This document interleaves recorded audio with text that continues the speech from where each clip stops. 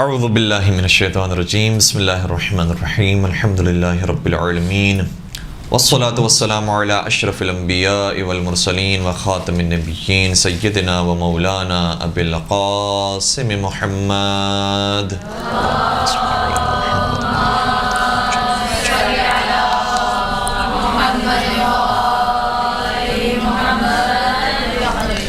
وعلى أهل بيته الطيبين الطاهرين المعصومين المظلومين ولعنة الله على أعدائهم أجمعين أما بعد فقد قال الله تبارك وتعالى في محكم كتابه المجيد وفرقانه الحميد بسم الله الرحمن الرحيم إن الذين اتقوا إذا مسهم طائف من الشيطان تذكروا فإذا هم مبصرون. درود پڑھ دیجئے محمد و آل محمد.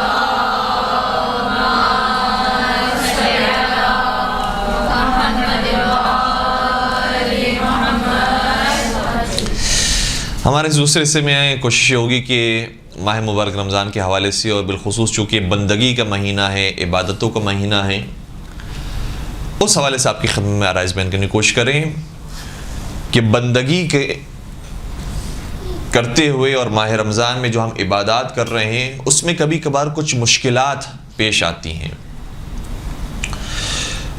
ان مشکلات کے حل کے لیے اور ان مشکلات میں ہمارا رویہ کیا ہونا چاہیے، ہمارا ریئیکشن کیا ہونا چاہیے، وہ بیان کرنے کی ہم کوشش کریں گے. آپ اس کا اگر عنوان رکھنا چاہیں تو عبادات میں مشکلات یا بندگی پروردگار میں، بندگی خدا میں پیش آنے والی مشکلات کا حل. جس آیت کریمہ کی تلاوت کا شرف حاصل کیا ہے اس کے اندر خود ایک مشکل کا تذکرہ کیا گیا ہے. ارشاد ہوتا ہے کہ ان الذین اتقوا اذا مسهم طائف من الشیطان، وہ لوگ کہ جنہوں نے تقوی اختیار کیا ہے، یعنی بات دینداروں کی ہو رہی ہے، جن لوگوں نے تقوی پرہیزگاری کے راستے کو اختیار کیا ہے، بندگی پروردگار کے راستے کو اختیار کیا ہے. اذا مسهم طائف من الشیطان، جب شیطان انہیں گھیر لے اور شیطان غلط راستے کی طرف لے جانے کی کوشش کرے، اس وقت ان کا ریئیکشن کیا ہونا چاہیے. قرآن نے بیان کیا تذکروا، اس وقت اس لمحے جو ان کو پروردگار کی طرف سے بیداری ملتی ہے اس بیداری کو وہ ریکال کرتے رہیں. تذکرو کا مطلب ہوتا ہے یاد آوری کرتے رہیں، یاد آوری کریں. اس کی ہم تھوڑی سی وضاحت کریں گے. فَإِذَا هُمْ مُبْصِرُونَ، اگر انہوں نے وہاں پر ٹھہر کر یاد آوری کی اور تذکر سے کام لیا، بیداری کا ثبوت دیا، فَإِذَا هُمْ مُبْصِرُونَ، تو وہ بابصیرت ہو جائیں گے، وہ بابصیرت ہو جائیں گے. کئی سارے علماء کرام کی زندگی میں اور عام مومنین کی زندگی میں بھی مشکلات آتی ہیں. اچھا، ہمارے یہاں بات اس طرح سے بتائی جاتی ہے اور بہرحال ایک طرح سے وہ ٹھیک بھی ہے کہ انسان کو ایک شیڈیول کے مطابق چلنا چاہیے، ٹائم ٹیبل کے مطابق چلنا چاہیے، نظم و ضبط کے مطابق چلنا چاہیے. یہ ایک طرح سے بالکل بات ٹھیک ہے. لیکن دوسری طرف سے پروردگار نے ہمیں انسان بنایا ہے، روبوٹ نہیں بنایا. روبوٹ وہ ہوتا ہے، مشین وہ ہوتی ہے کہ جس کو جو ٹائم لگا دیا گیا ہے اسی ٹائم پر وہ کام کرے گی. الارم لگا دیا گیا ہے، اسی ٹائم پر وہ الارم بجے گا. یا آپ کوئی بھی چیز دیکھ لیجئے، کوئی بھی مثال اٹھا لیجئے، روبوٹ کا کام یہ ہوتا ہے کہ جو اس کو حکم دیا گیا ہے روبوٹ کے اسی کے مطابق عمل کرتا ہے. اس کے اپنے کوئی جذبات نہیں ہوتے، اس کے کوئی احساسات نہیں ہوتے، کوئی اس کے سامنے کوئی اور چیز، کوئی اور تکلیف دہ منظر آ گیا اس کو کوئی اس کی پرواہ نہیں ہے. اس کو جو کام دیا ہے اسی کے مطابق عمل کرتا ہے. لیکن انسان کو ایسا نہیں بنایا گیا ہے. انسان کو جذبات دیے گئے ہیں، اس لیے کبھی کبھار بہت سے محبت کے کام اور احساساتی کام وہ ہیں جو پروردگار کو زیادہ پسند ہے اس کی شیڈیول کی عبادتوں سے. بات پہنچ رہی ہے ہماری؟ کچھ لوگ شاید سو گئے ہیں، بیدار.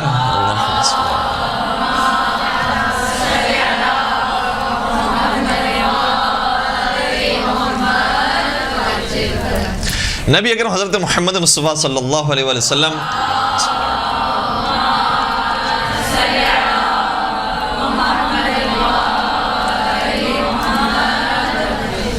اپنے روزمرہ کے معمول کے مطابق، یا کہنا چاہیے اپنے شیڈیول کے مطابق، اول وقت کی نماز پڑھانے کے لیے مسجد کی طرف جا رہے تھے. اب اگر آپ فرض کیجئے، دیکھیں انسان کو آپ روبوٹ کے ساتھ ملائیے، روبوٹ کو بھی کہہ دیا گیا ہے کہ تمہیں بھی 5 وقت نماز پڑھنی ہے، تمہیں بھی اول وقت میں نماز پڑھنی ہے، تمہیں بھی یہ رمضان کے 30 دن روزے رکھنے ہیں، تمہیں بھی حج پر جانا ہے، تمہیں خمس نکالنا ہے، تمہیں زکوٰۃ دینی ہے، تمہیں جہاد پر جانا ہے. یہ سارے حکم روبوٹ کو دے دیے گئے ہیں اور انسان کو دے دیے گئے ہیں. اس میں فرق کیا ہوتا ہے؟ نبی اکرم کو حکم یہ ہے کہ وہ نماز پڑھائیں، اول وقت میں خود نماز انجام دیں. مسجد کی طرف نبی اکرم روانہ تھے. راستے میں دیکھا کہ کچھ بچے آ گئے اور انہوں نے کہا کہ یا رسول اللہ آپ ہمارے ساتھ کھیلیے. یہ بھی واقعی بڑا درس ہے ہم سب کے لیے. کبھی کبھار ہمارے یہاں اتنا منفور بنا دیا گیا ہے اور اتنا ناپسندیدہ بنا دیا گیا ہے مذہبی لوگوں کو اور دیندار لوگوں کو، اور بہرحال انہوں نے اس لباس کے اندر کام بھی ایسے کیے ہیں. ابھی ہمارے سامنے وہ جلوس موجود ہیں کہ جس جلوس کے اندر وہ نعرہ تو لگا رہے لبیک یا رسول اللہ کا، لیکن رسول کی امتیوں کو مار رہے ہیں. تو نبی اکرم کا کردار اتنا پاک اور پاکیزہ اور اتنا خوبصورت اور دوست رکھنے والا ہوتا تھا کہ حتیٰ بچے یہ کہہ رہے ہیں نبی اکرم سے کہ یا رسول اللہ یا اے نبی اکرم آپ ہمارے ساتھ کھیلیے. نبی اکرم بھی رک گئے اور وہ کسی کی درخواست کو رد نہیں کرتے تھے، اس لیے بچوں سے کہا کہ ٹھیک ہے ہم کھیلتے ہیں آپ کے ساتھ، اور بچوں کی طرح نبی اکرم کھیلنے لگے. یہ بھی روایت کا جملہ یہ ہے کہ جب انسان بچوں کے ساتھ کھیلے تو بڑا بن کر نہیں، بچہ بن کر کھیلے.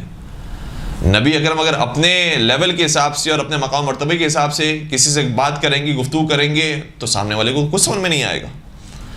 یہی بیان کیا گیا ہے کہ جب بات کی جائے تو کلموا علی قدر عقولہم، لوگوں کی عقل کے مطابق آپ گفتگو کیجیے.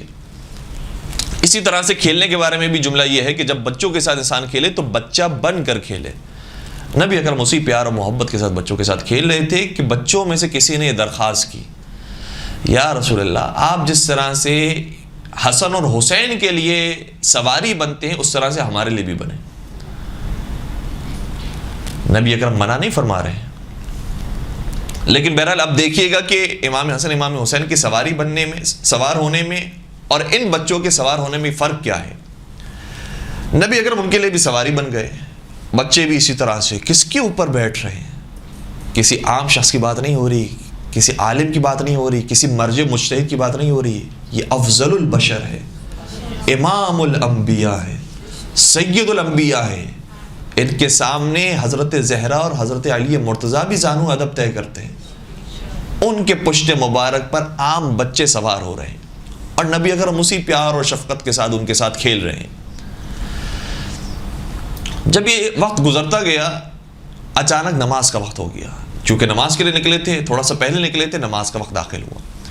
جناب بلال نے اذان دی، نبی اکرم مسجد میں تشریف نہیں لائے. یہاں تک کہ جناب بلال مسجد سے نکلنے کے بعد نبی اکرم کی طرف تشریف لے گئے تو دیکھا کہ راستے میں نبی اکرم بچوں کے ساتھ مشغول ہیں. کہ یا رسول اللہ نماز کا وقت ہو گیا ہے، آپ آئیے مسجد میں نماز پڑھائیے، لوگ انتظار کر رہے ہیں. نبی اکرم نے فرمایا کہ میں بچوں کے ساتھ کھیل رہا ہوں، اور اگر ایک عام شخص ہوگا تو وہ تو اس طرح سے کہے گا کہ نماز کا وقت ہو گیا، بچوں خداحافظی. زیادہ سے زیادہ اتنا ہی اچھے انداز میں خداحافظی ہو سکتی ہے. لیکن نبی اکرم نے کس طریقے سے بچوں سے الوداع کیا ہے دیکھنے کا یہ منظر ہے. نبی اکرم نے فرمایا اے بلال میرے گھر میں جاؤ اور کوئی بھی چیز جو بچوں کی کام کی ہو وہ لے کر آؤ.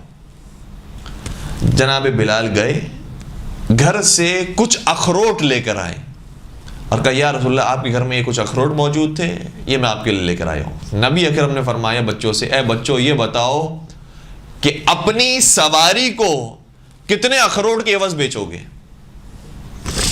توجہ ہے، کس کو کہا سواری ہے؟ اپنے آپ کو. اپنی یعنی جو تمہاری سواری ہے اس کو کتنے اخروٹ کے عوض بیچو گے. اب بچے تو دو ہی چیز پسند کرتے ہیں، یا کھیل کود یا کھانا پینا. اور کیا کسی نے کہا ہوگا کہ 1 اخروٹ، کسی نے 2 اخروٹ، جتنے بھی نبی اکرم کے پاس اخروٹ موجود تھے. اور نبی اکرم نے سارے اخروٹ بچوں میں تقسیم کر دیے اور پیار اور محبت کے ساتھ مسجد کی طرف جانے لگے اور بچے خوش ہو گئے. اس وقت نبی اکرم نے ایک اور جملہ شاہ فرمایا کہ وہ میرا بھائی یوسف تھا جو مصر کے بازار میں کچھ کوڑیوں کے عوض بک گیا، اور یہاں پر اس کا بھائی محمد مصطفیٰ ہے کہ جو کچھ اخروٹ کے عوض بچوں کے سامنے بک گیا.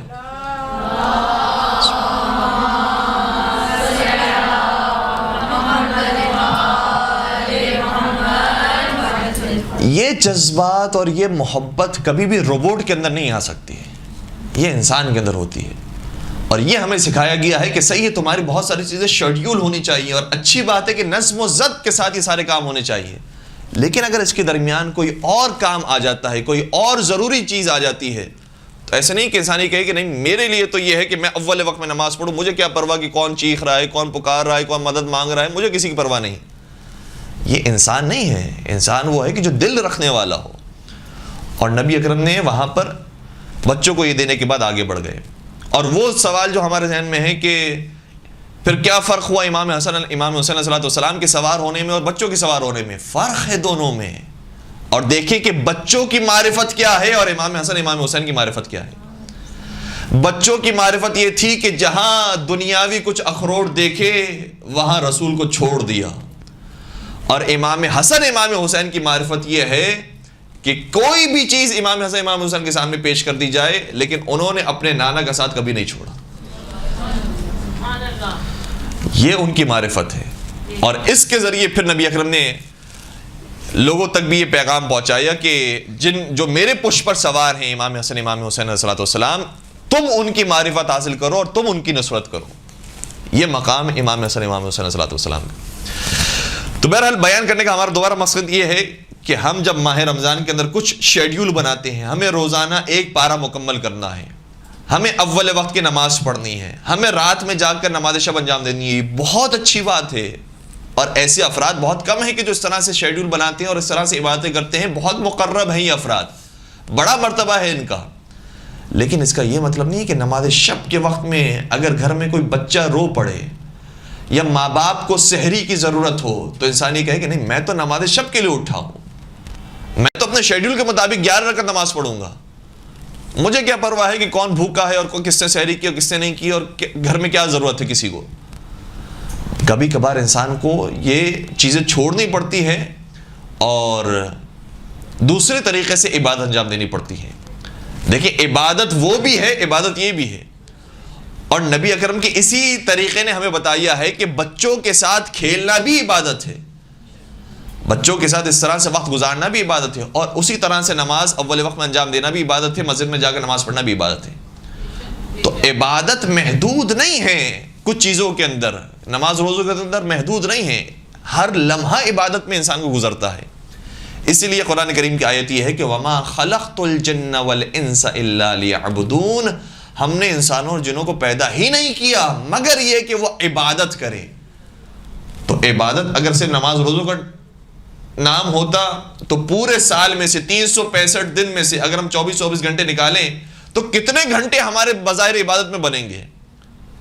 روزانہ کی 17 منٹ آپ نکال لیجئے عبادت کی، اور لگا لیجئے آدھا گھنٹہ کر لیجئے، تو 24 میں سے صرف 30 منٹ کی کیا پروردگار نے عبادت مانگی ہے؟ فرمایا کہ ہم نے پیدا ہی کیا ہے تو عبادت کے لیے پیدا کیا. اس کا مطلب یہ ہے کہ ہمارا سونا بھی عبادت ہو، ہمارا جاگنا بھی عبادت ہو، ہمارا بولنا بھی عبادت ہو، ہمارا خاموش رہنا بھی عبادت ہو. ہر لمحہ عبادت میں گزارنا یہ ہم سے مانگا گیا ہے. اور اسی طرح سے سورہ یاسین کے اندر بھی جو ارشاد ہوتا ہے کہ خدا کا بندوں سے کوئی اور عہد اور پیمان نہیں ہے، کوئی وعدہ نہیں ہے سوائے ایک وعدے کے، اور اسی وعدے کو وفا کرنے کے لیے ہم دنیا میں آئے ہیں. ارشاد ہوتا ہے بسم اللہ الرحمن الرحیم الم احد الیکم یا بنی آدم اللہ تعبدوا الشیطان انہ لکم عدو مبین وان اعبدونی ھذا صراط مستقیم.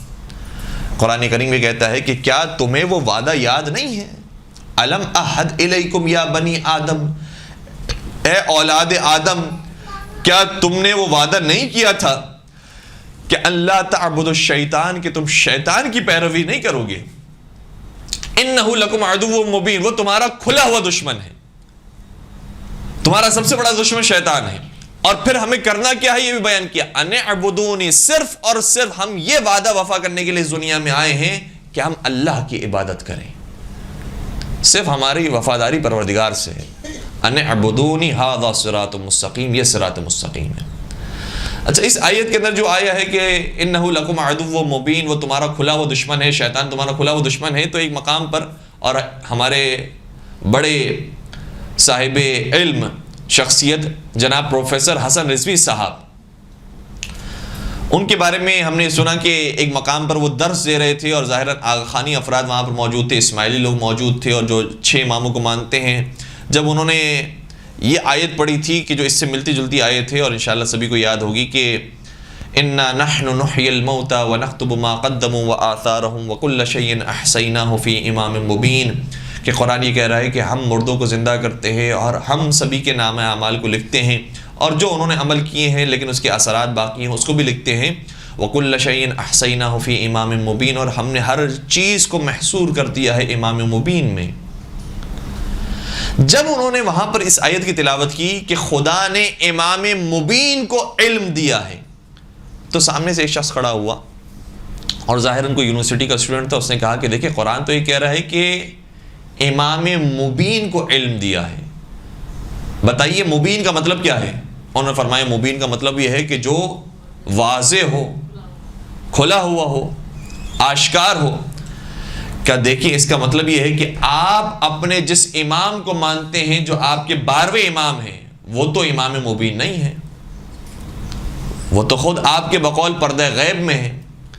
اور قرآن یہ کہہ رہا ہے کہ ہم نے سارا علم دیا ہے تو امام مبین کو دیا ہے. تو اس کا مطلب یہ ہوا کہ آپ کے امام قرآن کے نزدیک امام نہیں ہے، کیونکہ امام کی شرط یہ ہے کہ وہ مبین ہوتا ہے. کہتے بڑا زبردست سوال تھا یہ اور کوئی جواب ذہن میں نہیں آیا، لیکن اس وقت گویا خود امام وقت نے میری مدد کی، پروردگار کی طرف سے امداد ملی. اور اس وقت میرے ذہن میں یہ والی آیت آئی کہ صحیح ہے قرآن نے کہا ہے کہ امام مبین کے پاس سارا علم موجود ہے.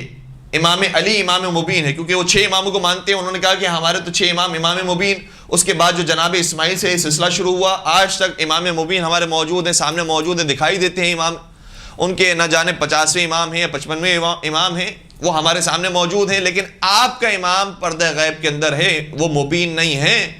تو میں نے اس کے سوال کے جواب میں ایک اور آیت قرآن کریم کی پڑھی اور وہ آیت یہ تھی کہ قرآن شیطان کے بارے میں کہہ رہا ہے کہ انہو لکم عدو مبین، شیطان تمہارا کھلا ہوا دشمن ہے، تمہارا واضح اور آشکار دشمن ہے. تو میں نے سوال کیا کہ وہ مبین جو تم امام کے بارے میں کہہ رہے ہو، وہی لفظ مبین خدا نے شیطان کے بارے میں بھی استعمال کیا ہے. اگر شیطان تمہیں دکھائی دے جائے تو ہم تمہیں اپنا امام بھی دکھائی دیں گے. وہاں پر مبین شیطان کے بارے میں کہا گیا کہ خدا کھلا ہوا دشمن ہے لیکن شیطان کبھی دکھائی نہیں دیتا. اس کا مطلب یہ ہے کہ مبین کا مطلب یہ نہیں ہوتا کہ جو دکھائی دینے والا ہو ان آنکھوں سے. مبین کا مطلب یہ ہے کہ بہت واضح اس کی دشمنی ہے، بہت واضح ہے کہ وہ تمہارا دشمن ہے.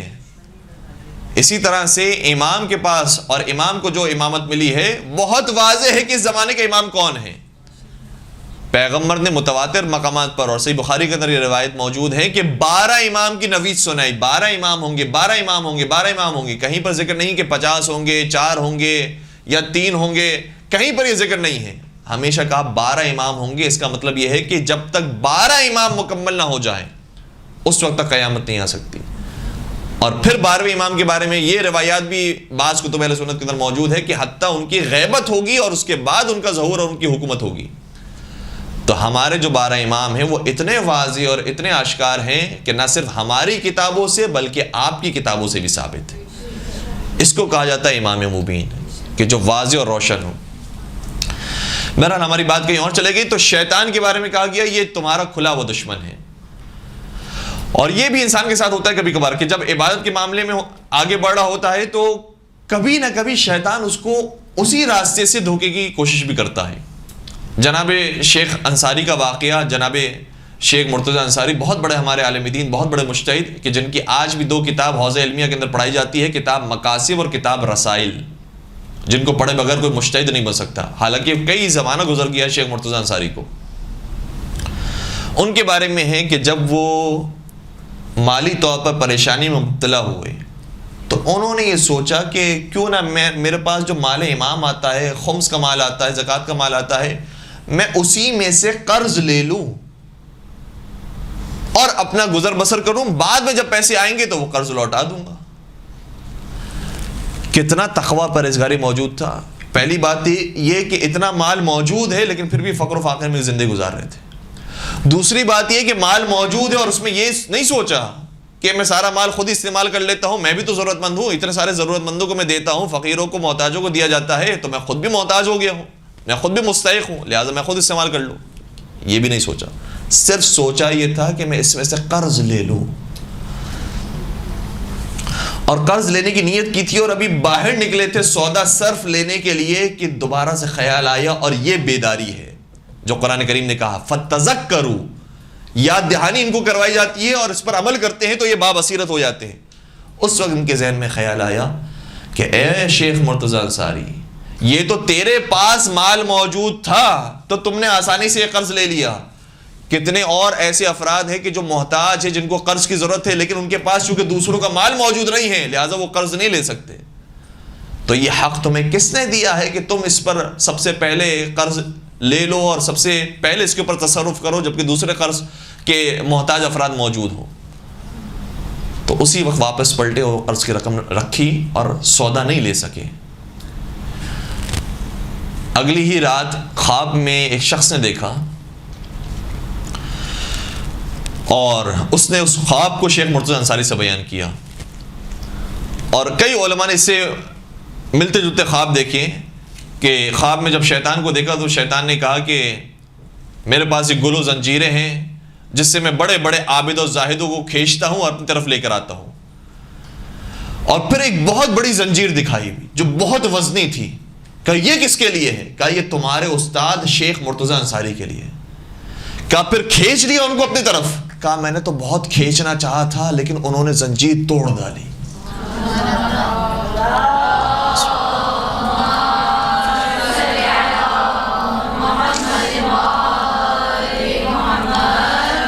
تو انہوں نے خواب میں شیطان سوال کیا اچھا یہ بتاؤ کہ پھر مجھے کھینچنے کے لیے کون سی زنجیر استعمال کرتے ہو؟ تو کہا نہیں تمہارے لیے تو ہم نے کوئی زنجیر ہی نہیں رکھی ہے، تم بغیر زنجیر کے ہمارے ساتھ آ جاتے ہو۔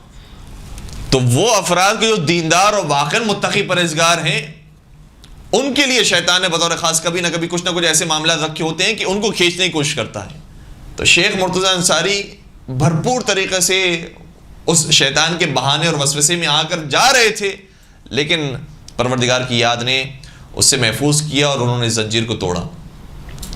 اور بہت سارے علماء کے اسی طرح سے واقعات، علامہ محمد تقی جعفری بیان کرتے ہیں کہ ایک مرتبہ گھر میں کسی بات پر بیوی سے تو میں شروع ہوئی اور بات بڑھنے لگی، آواز اٹھنے لگی، اونچی ہونے لگی، اور جب بہت زیادہ آواز اونچی ہو گئی اور بحث شدید ہو گئی تب اچانک مجھے پروردگار نے یاد آوری کروائی اور میں اس وقت تذکر کرنے لگا۔ اور یہ بھی ان کے بارے میں ملتا ہے، اور ظاہراً شاید انہوں نے خود بھی اس بات کا اظہار کیا ہے کہ پروردگار جو ہم پر انعامات دیتا ہے اور دنیا میں ہم پر بہت ساری توفیقات ہم پر نازل کرتا ہے، وہ ہماری ان شیڈیول کی عبادتوں کی وجہ سے نہیں ہوتی، بلکہ یہ ان شیڈیول جو مسائل ہوتے ہیں اس میں اگر ہم رائے خدا پر آ جائیں اس کے بعد ہم پر انعامات کی بارشیں ہوتی ہیں۔ کہ جب یہ میرے اوپر کیفیت آ رہی تھی میں بھی پوری طاقت سے شور سے جواب دے رہا تھا اور سامنے سے بھی جواب مل رہا تھا، اچانک میرے ذہن میں آیا کہ یہ کام غلط ہو رہا ہے، اس انداز سے گفتگو نہیں کرنی چاہیے، اور فوراً سے میں خاموش ہوا، اور نہ صرف خاموش ہو گیا بلکہ آگے بڑھ کر میں نے اپنے زوجہ کے ہاتھ کو چوما، اور وہ میری شکل دیکھتے رہ گئی کہ کیا کیا انہوں نے، لیکن احساس ہوا کہ یہ شخص وہ ہے، محمد تقی جعفری، یہ شخص وہ ہے کہ جو اپنے نفس کو مار سکتا ہے، اپنی عزت و آبرو کو مٹا سکتا ہے۔ کب؟ جب اس کو پتہ چل جائے کہ رائے حق کہاں پر ہے، رائے خدا کی خاطر یہ اپنے نفس کو مٹا سکتا ہے۔ یہ کتنا متقی پرہیزگار انسان ہے۔ تو ہمارے ساتھ یہ معاملات کبھی کبھار ہو جاتے ہیں کہ ہم کسی ڈائریکشن کی طرف نکلے ہیں اور درمیان میں کوئی اور بات آ گئی ہے، تو اس کا یہ مطلب نہیں ہے کہ ہم اپنے ڈائریکشن کو جس طرح سے ہم نے سوچا ہوا ہے اسی طرح سے جاری رکھیں۔ پروردگار نے بہت سارے معاملات کو اور درمیان میں رکھا ہوا ہے، اس کے مطابق عمل کرنا پڑتا ہے۔ اسی طریقے سے ایک مسجد اصفہان میں موجود ہے جس کا نام مسجد سید ہے، جو سید محمد باقر شفتی نے قائم کی تھی، اور بہت بڑے عابد، بہت بڑے زاہد اور بہت بڑے مجتہد تھے۔ انشاءاللہ آپ کی صلوات ان کے درجات میں اضافے کا سبب بنیں گی۔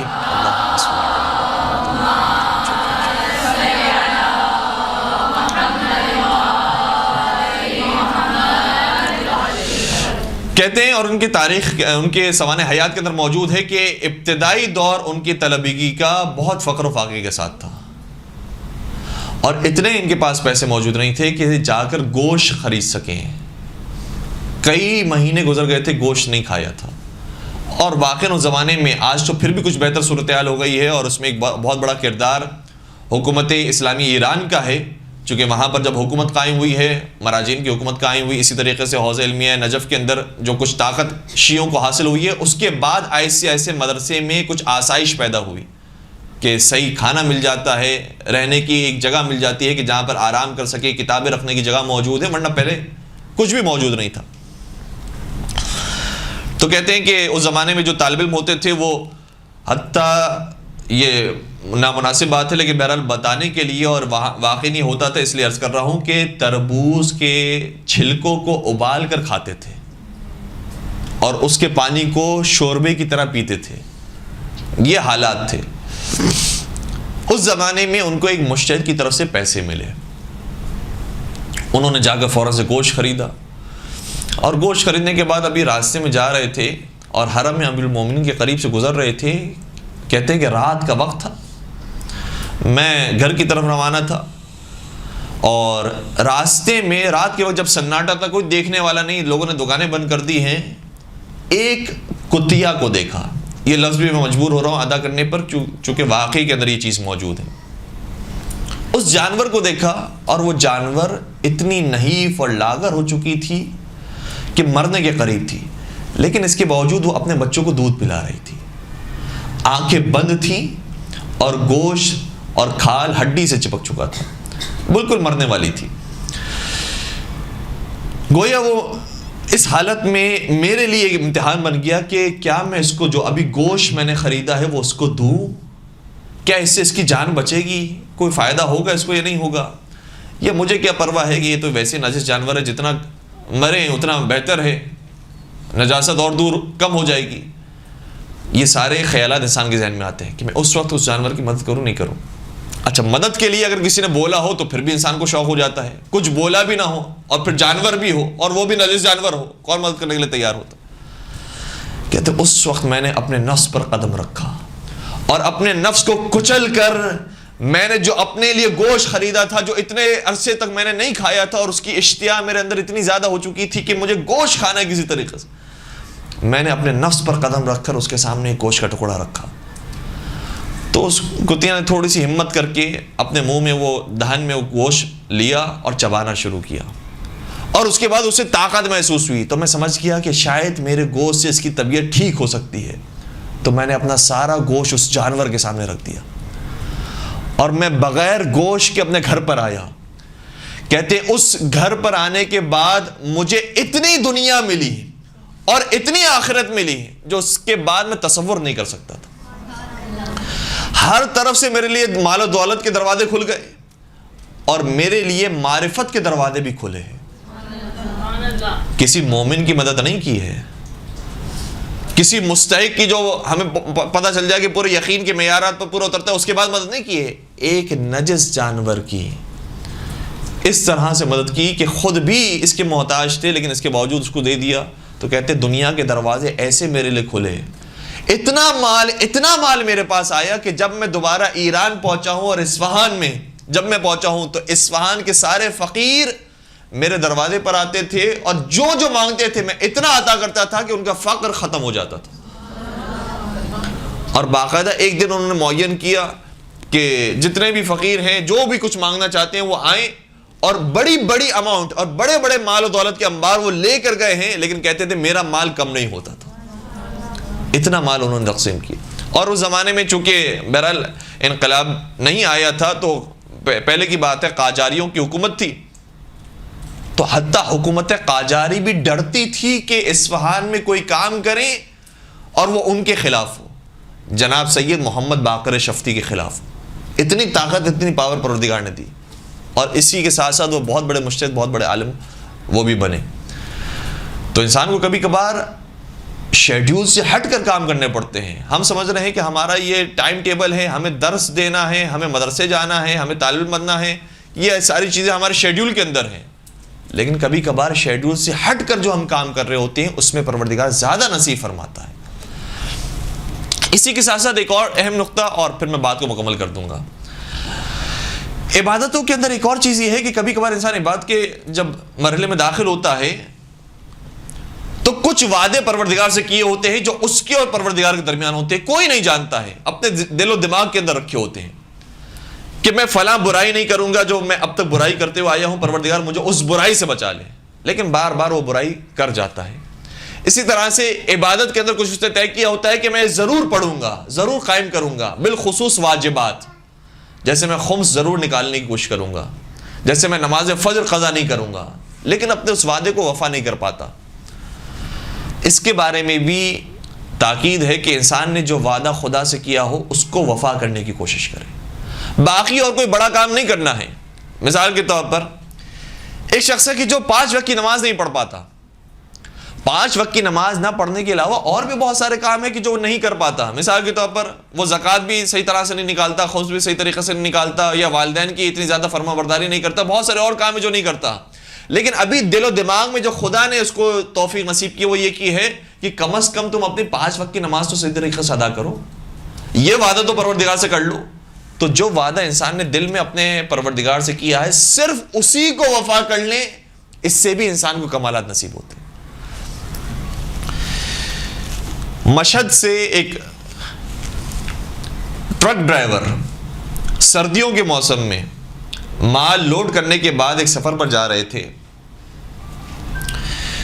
اور سفر پر جاتے جاتے ایک مقام پر پہنچے جہاں پر بہت زیادہ برف باری تھی۔ خود مشہد میں بھی جن لوگوں نے زیارت کی ہے انہیں اندازہ ہے کہ مشہد کے اندر برف باری بہت زیادہ ہوتی ہے، وہاں سے مزید شمال کی طرف اگر انسان جائے تو ٹھیک ٹھاک برف باری ہے۔ راستے میں اتنی برف پڑی کہ گاڑی روکنی پڑی۔ انہوں نے گاڑی روکی، گاڑی کے اندر بیٹھ کر ہیٹر چونکہ موجود تھا اس لیے اپنے گرمائش کا اہتمام کیا۔ تھوڑی دیر گزرنے کے بعد گاڑی وہاں پر بند ہو گئی۔ باہر نکلے، کہتے ہیں کہ میکینک کا کام میں جانتا تھا اس لیے میکینک کا کام کیا، لیکن جتنا میں نے ہاتھ لگایا کوئی فرق نہیں پڑا اور گاڑی سٹارٹ نہیں ہوئی۔ آ کر دوبارہ گاڑی میں بیٹھ گیا، انتظار کرنے لگا کہ برف ختم ہوگی تو کوئی نہ کوئی آ جائے گا، ہیلپ کر دے گا، مدد ہو جائے گی۔ کہتے کہ جو صبح سے برف شروع ہوئی تھی عصر کا وقت آ گیا لیکن برف نہیں رکی، اور اتنی شدید برف باری کہ اتنے بڑے بڑے اولے تھے کہ مجھے یہ خوف ہوا کہ اگر میں گاڑی کے اندر رہ جاؤں تو اتنی برف گاڑی کے اوپر جمع ہو جائے گی کہ گاڑی سے باہر نکلنا مشکل ہو جائے گا، اور میری قبر گاڑی کے اندر ہی بن جائے گی۔ اگر میں گاڑی سے باہر نکل جاؤں تو میری قبر برف کے اندر بن جائے گی۔ دونوں طرف سے میری موت پکی تھی۔ گاڑی کے اندر بھی کوئی میرے پاس چیزیں موجود نہیں تھی کہ کھانا پینا ہو سکے یا کچھ دن گزار سکوں، پیاس کی مجھے شدید شدت محسوس ہو رہی تھی۔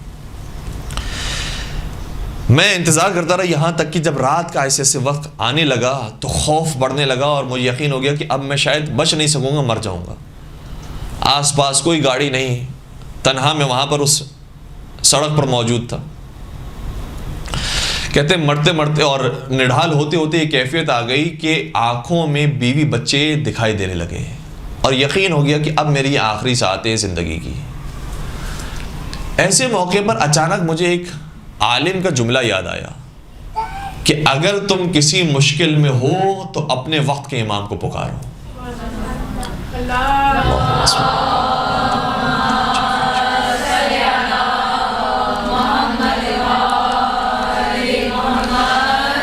اور انہوں نے پکارنے کا طریقہ بھی سکھایا تھا، میں نے اسی طریقے سے پکارا۔ انہوں نے سکھایا تھا کہ اس طرح سے پکارو، یا صاحب الزمان ادرکنی، یا صاحب الزمان اغثنی، اے مولا امام زمانہ میری مدد کو آئیے، اے امام زمانہ میری فریاد کو پہنچیے۔ میں یہ جملے دہرانے لگا، یا صاحب الزمان ادرکنی، یا صاحب الزمان اغثنی، یا صاحب الزمان ادرکنی، یہ کہنے شروع ہوا۔ اور پھر میں امام وقت کو پکارتے پکارتے یہ بھی میں نے سوچا کہ پروردگار کو پکارو، لیکن مجھے شرم محسوس ہوئی کہ وہ پروردگار جس نے مجھ پر اتنے احسانات کیے تھے اور اتنی نعمتیں دی تھی، میں نے اس کا حق ادا نہیں کیا۔ اس نے کچھ وقت کی نمازیں رکھی تھی، وہ نمازیں میں نے نہیں پڑھی، کبھی پڑھتا تھا کبھی نہیں پڑھتا تھا، لاپرواہی کرتا تھا، اور میرا یہ ارادہ تھا کہ کوئی ایسا وقت مجھے ملے کہ پھر میں اچھا انسان بن جاؤں اور وہ نمازی بن جاؤں اور 5 وقت کا نماز پڑھنے والا بن جاؤں، لیکن وہ موقع نصیب نہیں ہو رہا تھا۔ اسی طرح سے ایک برائی تھی جو میں کیا کرتا تھا، چاہتا تھا کہ اس برائی کو چھوڑ دوں. کئی مرتبہ میں نے ارادہ کیا لیکن وہ ارادہ ٹوٹ جاتا تھا، بار بار وہ برائی مجھ سے ہو جاتی تھی. لیکن میں نے اس وقت پروردگار سے مخاطب کہا، اے پروردگار اگر تو نے مجھے بچا لیا تو میں وعدہ کرتا ہوں کہ میں 5 نمازیں بھی پڑھوں گا اور کبھی اس برائی کی طرف نہیں جاؤں گا. کہتے ہیں جب میں نے یہ چیزیں کی تو اچانک ایک شخص مجھے آئینے میں نظر آنے لگا، جو میرے پاس پلاس اور جو اوزار ہوتے ہیں گاڑی صحیح کرنے کے، وہ لے کر آ رہا تھا. میں نے کہا اچھا ہو گیا، کوئی شخص مل گیا مجھے.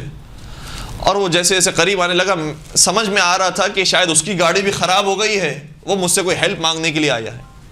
میں گاڑی کے اندر بیٹھا بیٹھا اس کا انتظار کر رہا تھا کہ کب وہ قریب پہنچتا ہے. جب وہ قریب پہنچا، دروازے پر نوک کیا، میں نے شیشہ نیچے کیا، کہا کہ کیا بات ہے. اس نے مجھ سے سلام کیا، میں نے جواب سلام دیا. کہا کہ تمہاری گاڑی بند ہو گئی ہے؟ کہا کہ ہاں میری گاڑی بند ہو گئی. کہا کہ چلو پھر اسٹارٹ کرتے ہیں. کہا میں نے بہت کوشش کی لیکن اسٹارٹ نہیں ہو رہی. کہا کہ اچھا بونٹ کھولو. بونٹ کھولا اور انہوں نے کوئی کام نہیں کیا. کہا میں دیکھ رہا تھا کہ وہ کرتا کیا ہے، نہ کوئی تار جوڑا نہ کوئی کام کیا، بس اپنا ہاتھ انجن پہ رکھا اور کہا کہ اسٹارٹ کرو. میں نے اسٹارٹ کیا، اسٹارٹ ہو گئی.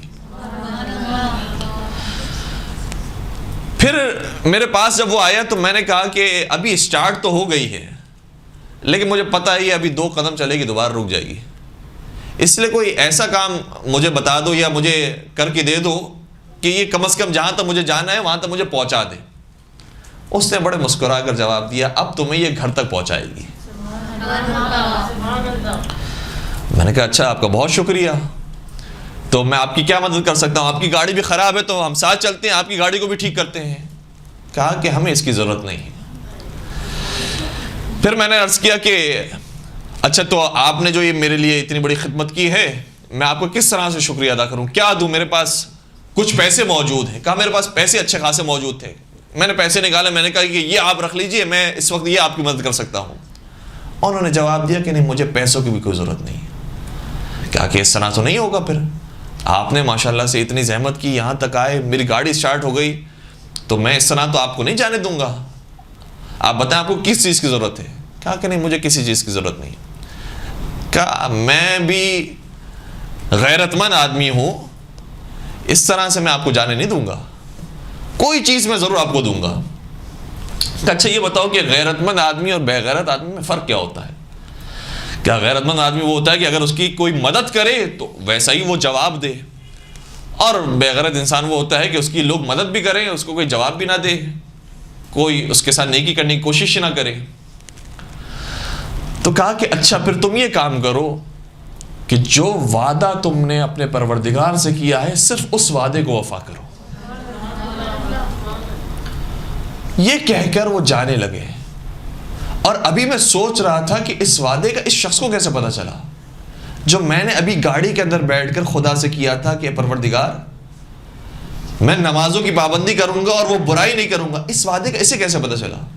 میں نے فوراً سے سوال کیا وعدہ کون سا وعدہ؟ کہا کہ وہی وعدہ کہ تم 5 وقت نماز پڑھو گے اور کبھی برائی نہیں کرو گے. کہا بس میرے آنکھوں میں آنسو آ گئے اور میں سمجھ گیا کہ یہ معمولی ہنسی نہیں ہے، کوئی ولی خدا ہے جو میری مدد کو پہنچا ہے. اسی وقت دروازہ کھولا اور باہر نکلا اس کی ملاقات کے لیے اور قدم بوسی کے لیے. کہا کہ جیسے باہر نکلا وہ شخص موجود ہی نہیں تھا. پیروں کے نشان دیکھے کہ یہ کہاں گیا ہے، برف کے اوپر پیروں کے نشان دیکھے. کہا برف کے اوپر کوئی نشان موجود نہیں تھا. گاڑی ویسی کی ویسی چل رہی تھی. گاڑی میں بیٹھا اور پورا سفر روتے روتے میں نے کیا. جس امام کو میں نے پکارا تھا وہ مدد کو بھی آ گیا اور مجھے اتنی شرم نہ آئی کہ جو میری مدد کرنے کے لیے آیا تھا وہ کھڑا رہا اور میں گاڑی میں بیٹھا رہا. وہ مجھ سے پیار و محبت سے بات کرتا رہا اور میں یہ سمجھتا رہا کہ وہ اپنا کوئی کام کروانے کے لیے میرے پاس آیا ہے. میری معرفت کا یہ عالم ہے، مجھے میرے یقین کا یہ عالم ہے کہ میں اپنے امام کو پکاروں وہ مدد کے لیے آئے یا کسی کو بھیجے اور میں اس کی کوئی خدمت نہ کر سکوں.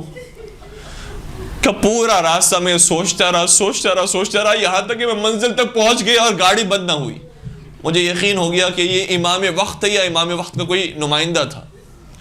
بس جیسے ہی میں وہاں پہنچا اور میں نے کہا کہ ابھی سامان اتاریے، سامان اتارنے کا حکم دیا، یہاں تک کہ اذان کا وقت آیا، میں نے کہا ابھی رک جائے، ابھی رک جائے، میں پہلے نماز پڑھوں گا اس کے بعد سامان اتاریں گے۔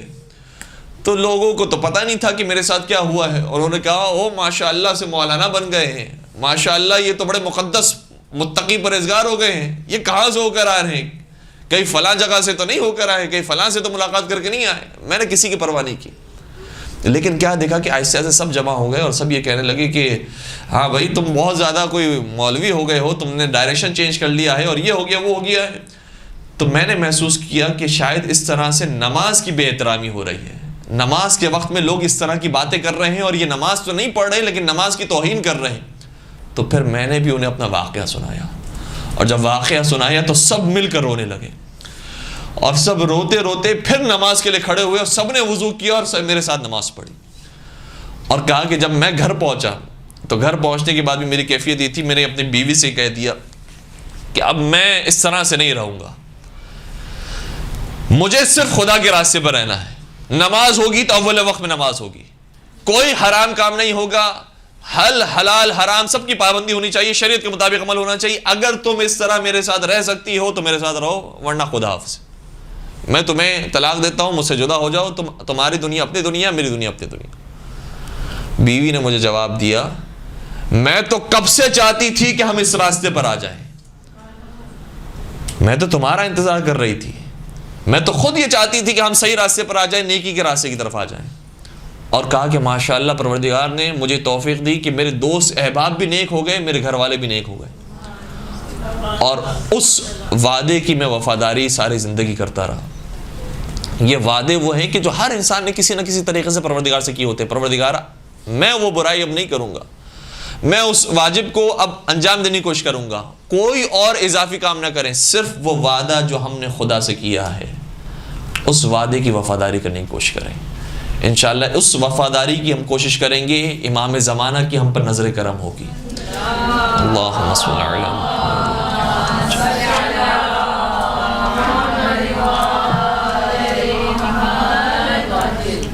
اور امام زمانہ علیہ الصلوۃ والسلام بھی ظاہر سی بات ہے کہ ہماری ظرفیت کے مطابق دیکھتے ہیں کہ اگر اس نے اپنی ظرفیت کے مطابق کام کیا ہے تو انشاءاللہ ہمارا سپاہی ہے۔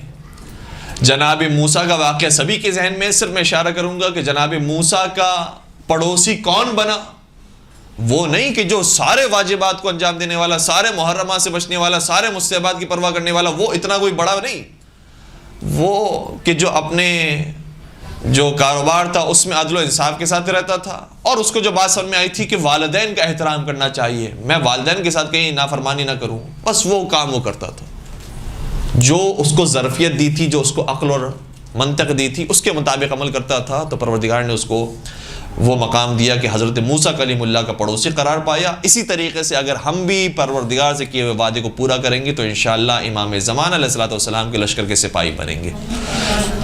بس پروردگار سے دعا کرتے ہیں کہ ہمارا کہنا سننا اور عمل کرنا اپنی بارگاہ میں قبول فرمائے، اور اس تمام کی ہمیں بار بار توفیق نصیب فرمائے، خدمت محمد وآل محمد کرنے کی ہم سب کو توفیق نصیب فرمائے، قرآن کریم پڑھنے کی اور اس پر عمل کرنے کی بھی توفیق عطا فرمائے، قرآن اور اہل بیت کے دامن سے ہمیشہ وابستہ رہنے کی توفیق نصیب فرمائے، اور امام زمانہ علیہ الصلوۃ والسلام کا سچا سپاہی قرار دے اور ان کے لشکر کے اندر شامل ہونے کی توفیق نصیب فرمائے، اور ان کے ظہور پر نور میں تعجیل فرمائے۔